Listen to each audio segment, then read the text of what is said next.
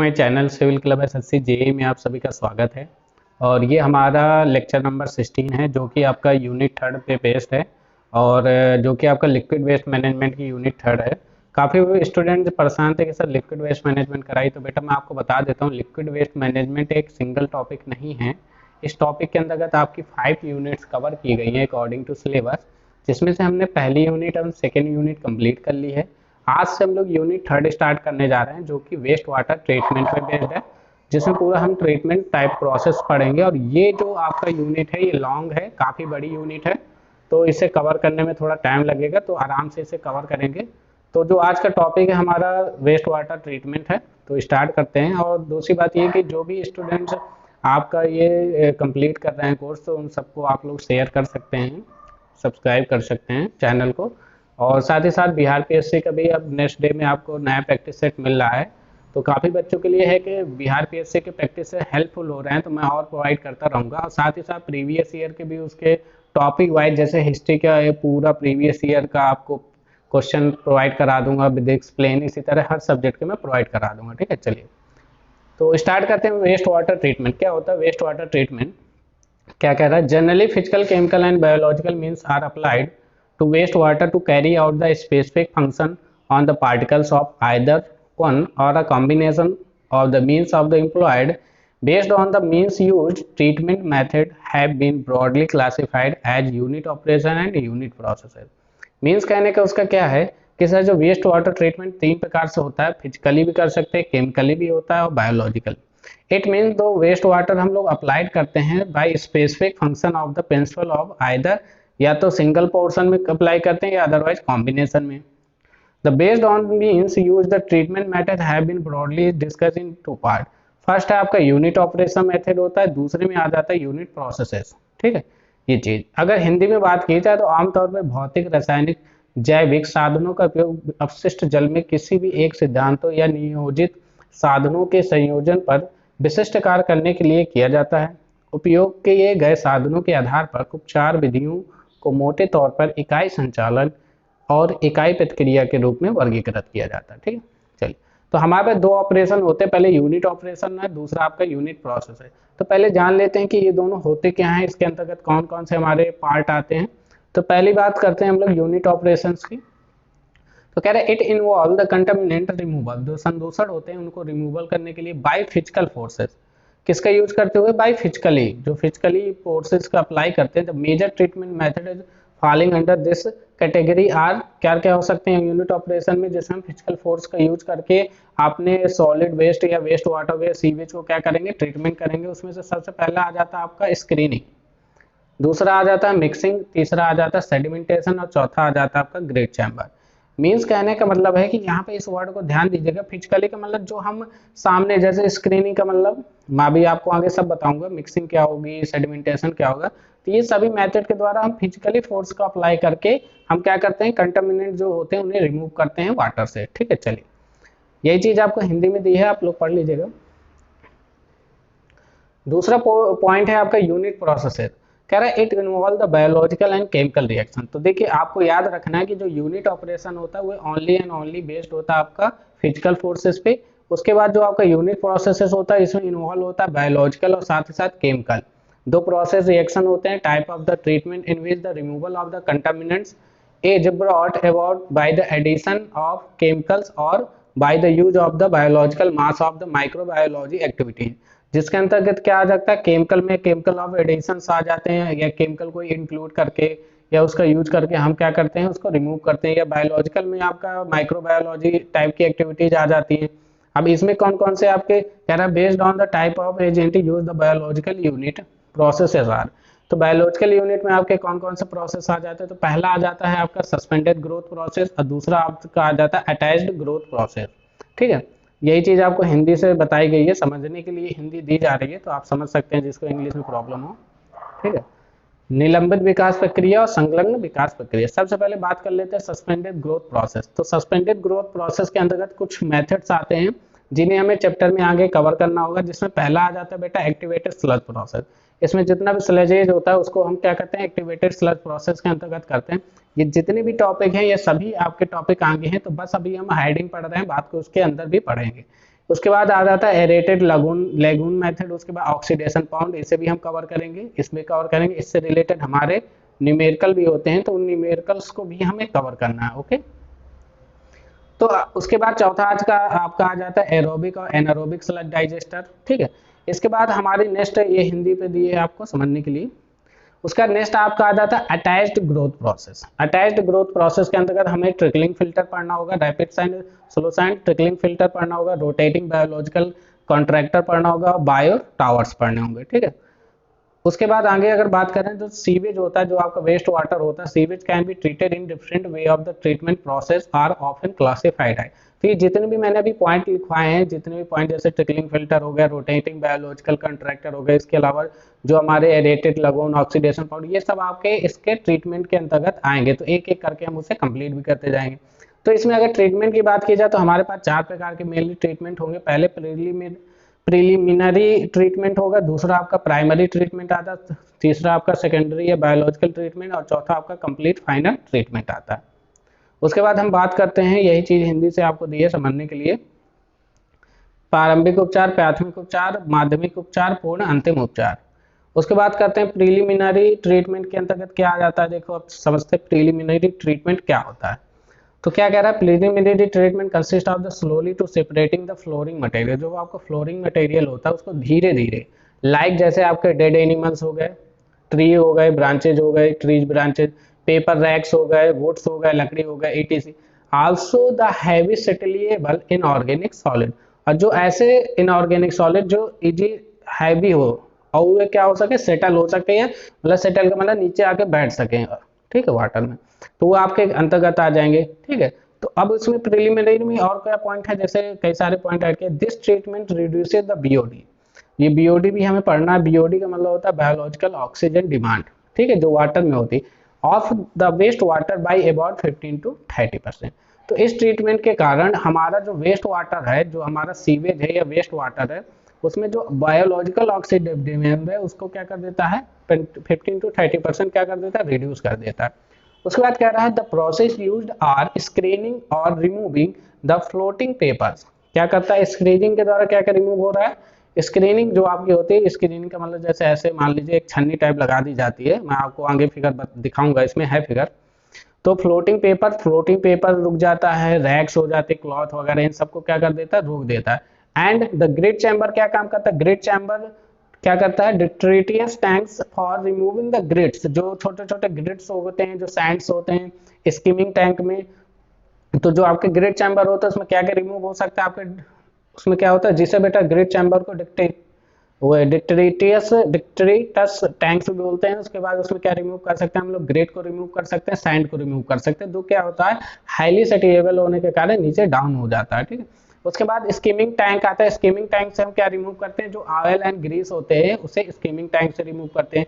आगे फिगर है उसमें एक एक चीज मैंने बताई अच्छे से, कोई प्रॉब्लम नहीं है, अभी आगे चलेंगे। तो यही चीज आपको हिंदी से दी है समझने के लिए, मैंने हिंदी इंक्लूड कर दी है ताकि आप लोग जो चीज इंग्लिश से न समझ में आए उसे आप हिंदी समझ सकते हैं। अब देखिए ये आगे है आपका फिगर, अभी इसे अच्छे से समझते हैं। देखिए पहली बात तो सर आपके पास जो सम्प पंप हाउस होता है, मतलब जहाँ पे आपका वेस्ट वाटर कलेक्ट होता है, वहां से सबसे पहले आपका कहाँ पे जाता है, बार स्क्रीन में। बार स्क्रीन में बेटा स्क्रीनिंग होती है। स्क्रीनिंग का मतलब यहाँ पे एक छन्नी लगी होती है।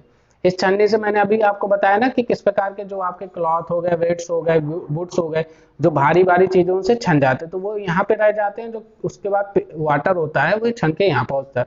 जब वाटर आपका ग्रिड चैम्बर में जाता है, देख पा रहे होंगे यहाँ पे ये आपका ग्रिड चैम्बर, ग्रिड चैम्बर में जाने के कारण जो ग्रिड है और जो आपका सैंड वगैरह वो यहाँ पे क्या हो जाता है, सेटलिएबल हो जाता है, और उसके बाद जो इससे वाटर है वो निकलता है। क्योंकि यहाँ पे Parshall flume or other velocity control device लगे होते हैं, जो क्या करते हैं, जो वेस्ट वाटर के वेलोसिटी को क्या करते हैं, कंट्रोल करते हैं। कंट्रोल करने के बाद जब आपका पूरा ये प्रोसेस हो जाता है, तो फिर अगेन यहाँ जब वेस्ट वाटर आता है ट्रीटमेंट के लिए, तो यहाँ पे क्या होता है, स्किमिंग टैंक लगा होता है। स्किमिंग टैंक क्या करता है, वहां पे जो आपके ऑयल एंड ग्रीस, जितने भी ऑयल एंड ग्रीस वाले पार्ट होते हैं उन्हें क्या कर देता है, रिमूव कर देता है। किसके द्वारा, स्किमिंग टैंक में। ये ऑप्शनल होता है, कहीं कहीं पे आपके ट्रीटमेंट में ये मिलेगा, कहीं कहीं पे ये नहीं मिलेगा। तो यहाँ पे आप देख पा रहे होंगे कि यहाँ पे आपका, यहाँ पे देख पा रहे होंगे, ये देखिए ऑयल एंड ग्रीस को रिमूव कर रहा है। उसके बाद जो आपके इफ्लुएंट वेस्ट वाटर या डिस्चार्ज जिसे कह रहे हैं, और फर्दर ट्रीटमेंट के लिए हम भेज देते हैं, जैसे सेडिमेंटेशन हो गया, कोगुलेशन हो गया, आगे जो टॉपिक में है। ठीक है, तो तो ये रहा पूरा का पूरा प्रोसेस, आई थिंक आपको समझ में आ गया होगा। चलिए आगे चलते हैं।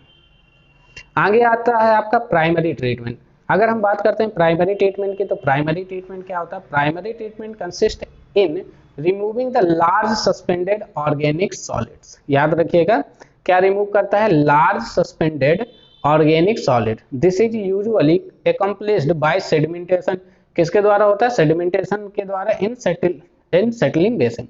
तो सेडिमेंटेशन में क्या होता है? सेडिमेंटेशन टैंक होते हैं जिनमें क्या होता है, जो ट्रीटमेंट के लिए वेस्ट वाटर आता है उसमें जो ऑर्गेनिक सॉलिड होते हैं वो सस्पेंडेड होते रहते हैं धीरे धीरे, या मैं कह सकता हूँ एक जनरली 24 आवर का टाइम दिया जाता है या 48 आवर, जिसमें आपके जो सस्पेंडेड ऑर्गेनिक सॉलिड्स होते हैं वो क्या हो जाते हैं? सेटल डाउन हो जाते हैं, और जो हमारा क्लियर वाटर होता है, वेस्ट वाटर, वो अगले नेक्स्ट स्टेप के लिए चला जाता है। तो ये चीज़ सेडिमेंटेशन के अंतर्गत आती है। जब हम सेडिमेंटेशन का एक प्राइमरी और सेकेंडरी सेडिमेंटेशन पढ़ेंगे तब उसमें हम अच्छे से समझेंगे इसको, ठीक है। अभी थोड़ा सा समझ लेते हैं।